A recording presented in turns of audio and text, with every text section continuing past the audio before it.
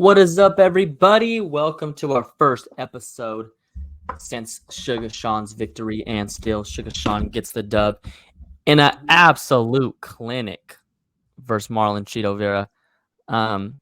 One of those fights where obviously knockouts are impressive, but anyone can knock someone out in the first exchange. But when you outclass a guy for 25 minutes, it just means more. It looks better. It feels more dominant. Just pure domination. What do you got to say, brother? We expected it. Maybe we expected a knockout, but we expected that at the absolute minimum, and it was a thing of beauty to watch. Whenever you're watching one of your favorite fighters, you can't help but be ridiculously nervous. But after the first 3-4 minutes of this fight, it was hard to feel like Cheeto had much to offer. You saw the speed difference in there. You saw the technique, the skill, the range, the game plan. Suga just looked dialed in on all levels, and Cheeto looked a little hesitant. He kind of always does. Like we said, he takes a beating and waits for that one shot.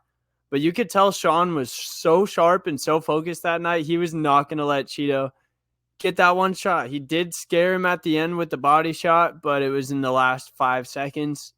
And one thing that I really liked about Suga is that he was still going for it in the 4th and the 5th round when 90% of fighters would start to coast when they have a lead that big, especially after you see what happened to Kamaru Usman versus Leon. It would be very easy to kind of dance around, be faster, stay at range, but he did not do that. He was putting himself at risk until the last second of the fight, which I truly admire. And that knee was louder, more brutal, crazier of a strike than I would say 80% of knockouts in the UFC.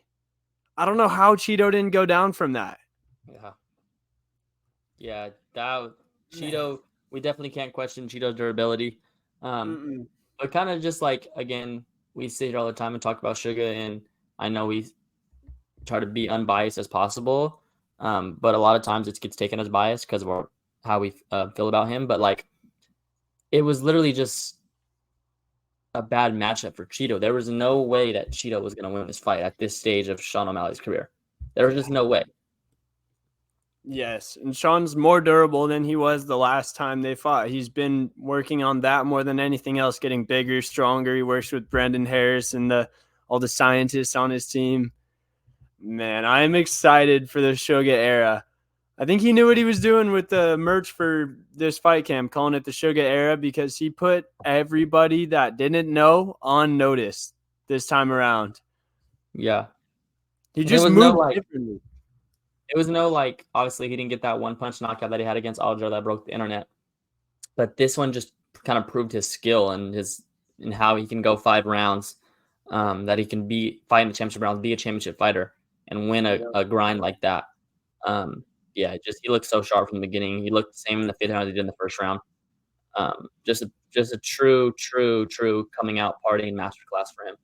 It was kind of one of those Max Holloway type masterclass performances where he just got better and better as the fight went on. And it looked like he could have fought another, maybe not.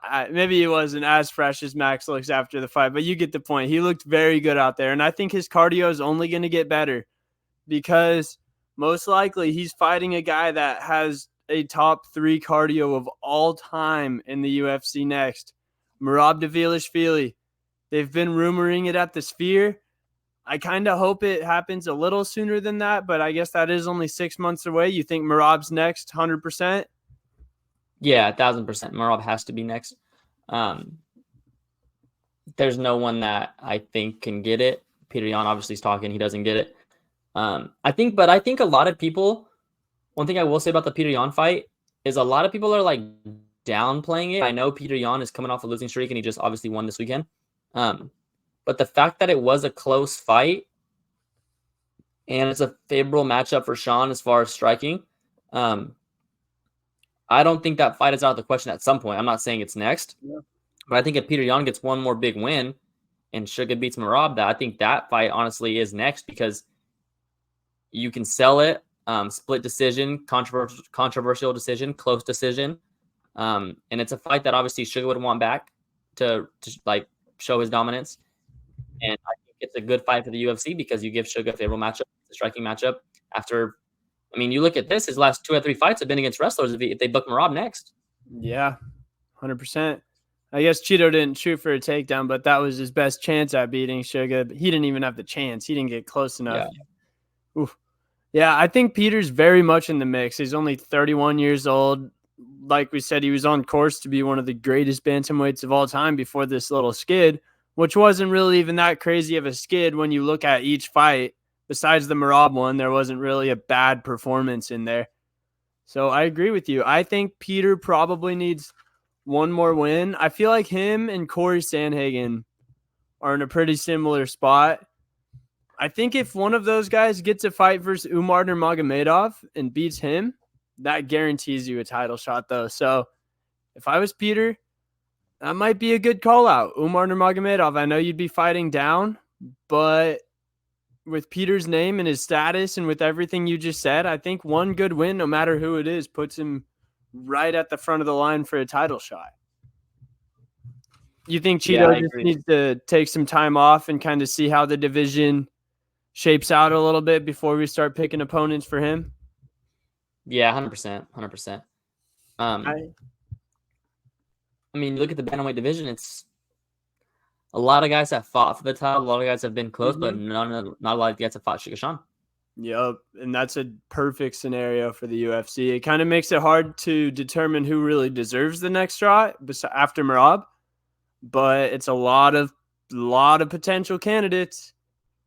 And I'm going to say this like a broken record until it doesn't happen. I said it last week. The path for Suga becoming one of the GOATs, we took one step. We beat Merab next, then we beat Corey, then we beat maybe Peter, Umar, then we go up, beat Ilya, then we either stay at 145 or go back down, beat the next best guy. Man, that's top 3 right there. That's top 3 for our guy Suga, and I like him in all of those fights. They're scary, yes, but I like our guy Suga. Yeah. He has the window. He has about 4 more years. I gotta be fair because I say this all the time. We have to stop the going up for divisions right away thing. We got to stop it. And I say it all the time when it's not Suga, so I got to say it when it's Suga. We have to stop that. You can't defend the title one time and talk about going up divisions, especially when Ilya hasn't defended it. You're right. We've got to get on the record saying that. I wasn't saying Ilya right now. I'm saying Ilya after Suga has at least 2 more defenses, most likely 3. And then at that point, I don't think anyone's mad at him going up. Yeah, I mean, Volk was deservingly so worth going up to 55 from 55. He was the champ for about a year, damn near. Now it's just everyone wants to do it right away. We can't have that. We can't have